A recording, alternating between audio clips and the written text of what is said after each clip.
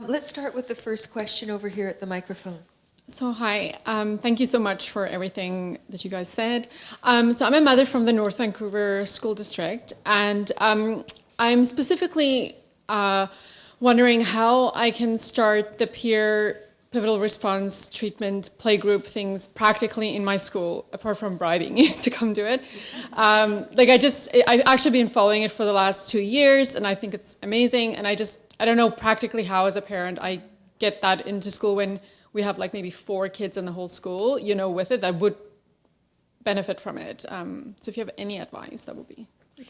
Yeah, thank you so much. It's one of these tricky things. And actually I've given a talk through ACT before where I talked about this, and we actually had a really keen group of teachers who kind of took this on in their school. I can't remember the exact school it was, but they really took it on. They got really excited. I'm not sure where that went, but it's a small example of how it can be possible. And so it might be the kind of thing where you do speak to the schools and see what is possible, or perhaps practically speaking, you think about how can I incorporate some of these skills outside of the school in kind of natural settings on the playground, or lots of really cool toys at your house, and maybe start small that way and see if you can get enough interest.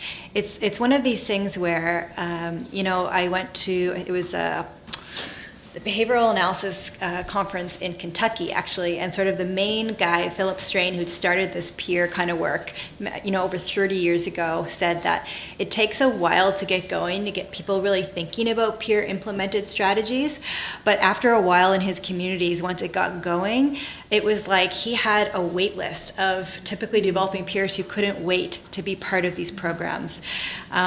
Clearly we're not there yet, and that's not specific to this province. It's specific, it's across Canada, and for anyone else who's listening, but there is promise there, and I do think it starts with grassroots people learning about this, like teachers and parents, and doing what you can to start on a small scale. So maybe to start out of school first. Okay, and we're going to just take one of the questions from the online audience now. Now, this is an easy one for Tinder. Where does the data team in Surrey, first say what data stands for, and where does the team travel? So DATA is District Action Team for Autism. It's just a name we gave ourselves in terms of the District Autism Team. We gave ourselves a name because we said, well, there's lots of people who are scared of data. So if they hear and see it often enough, it's a little bit of desensitization. So that's why. So data is coming. Now it's a positive thing. So in terms of where we go, we're throughout Surrey. So we have, if there are schools in Surrey who would like support around supporting a child with autism in their school, they will then let the district know, and then if we get that request, then one of our team members will go out.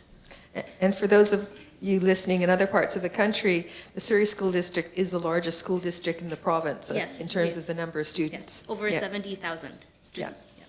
So now, next person in line up there. Hi, my name is Matthew, and I'm a SSA in the Vancouver School Board, as well as a... Could you just define what SSA is? Oh, Student Support Aid. Okay. So a paraprofessional in the Vancouver School Board, and also an MEd student at UBC in the Special Education Department. First, I really like the focus on the peer learning and the teamwork in that way, and the benefits are, what I love about it is that the benefits are really not just for the kids with autism, but also for the neurotypical kids. I had an example a little while back where a grade 7 student was helping out with a grade 1 student, and the grade 7 student was just over the moon being able to help this kid that has such a hard time regulating, actually be able to come back into the classroom, read a book together, which was like almost impossible. And it was fantastic. But my question is for the data team, which I'm very curious. I remember hearing that in the second year, you had to select by seniority. But in general, are the paraprofessionals that you're training self-selected, or are they sort of picked based on the positions they're in? And do you encounter any resistance to the training if it's not self-selected, or vice versa? So for the second year, we had to go by seniority. So we said that we are offering this training, and then EAs who were interested signed up, and then we had to look at their seniority dates, and we had to take from the top of the list, and we went down, are you interested? Yes, no. Are you? And all the way down, and that's how we got our group of 28 that year. Well, it was 30, yeah. And then we had So, two in that- general, yes, self-selected. Yes. Is there any plans to move beyond that, beyond self-selected, to training folks that may otherwise not volunteer?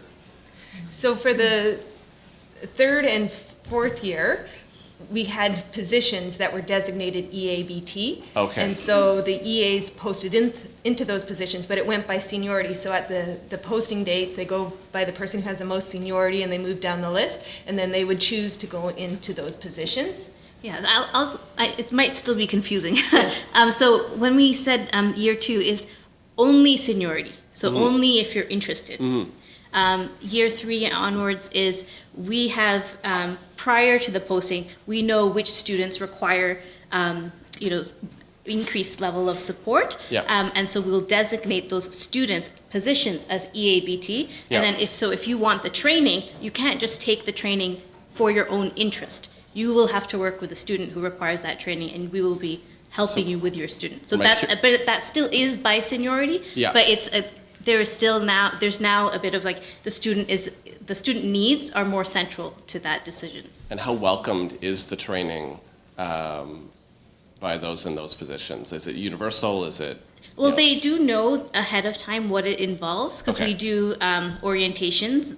So those who are interested, postings will be coming up end of June. There will be EABT positions. Come and learn what it involves. So people who aren't, it doesn't work for their, home schedule or other things, they'll self-select out. Okay. But we find that there's a lot of interest. Excellent. Thank you. Hi there. My name's Cassie. I'm a consultant for a provincial program here to support school teams in supporting students with autism. I'm really interested in recommending the PRT, the Peer Mediated PRT. And Ainsley, I wondered if you could comment on what variables would promote successful implementation of this, whether those are child-related variables or school team-related variables, just so I could kind of eye out when this is a useful time to suggest that strategy. Thank you. Yeah, it's such a good question, and I have to be honest that I had some really fabulous school team members. So I had kind of the main district autism consultant who was really excited about this project, and this didn't make it into the research paper, but she purposely thought of schools that had a good cultural fit for what I was offering, and thought that they would be receptive to people coming into the schools, and who had principals who were quite supportive of bringing a new approach on board. Okay. So I do feel like that piece was actually important. It wasn't necessarily captured in any of the data. Right. Just from a really logistic perspective, schools with space.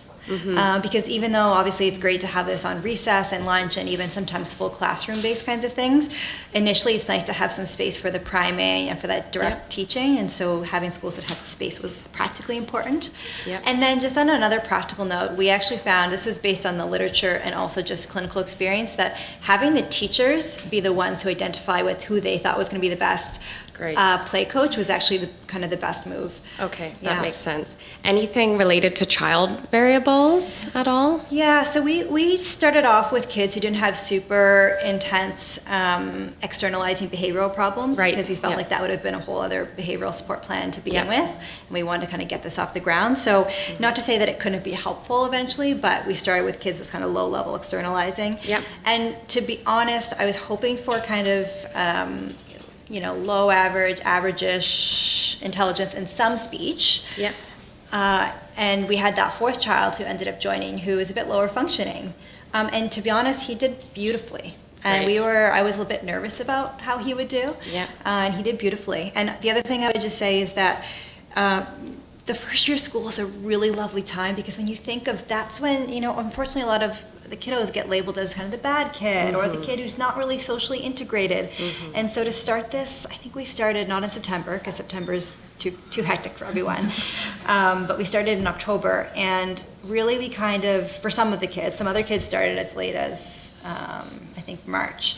But either way, that first year of school is such a beautiful time to kind of set the trajectory of social development ongoing. And Totally. all of the kids start to feel like, wow, this is kind of a cool kid to hang out with and to play with, from just one child becoming more integrated. Great. Yeah. That's super helpful. Thank you. Yeah, I'm excited that someone's going to take it on. That's great.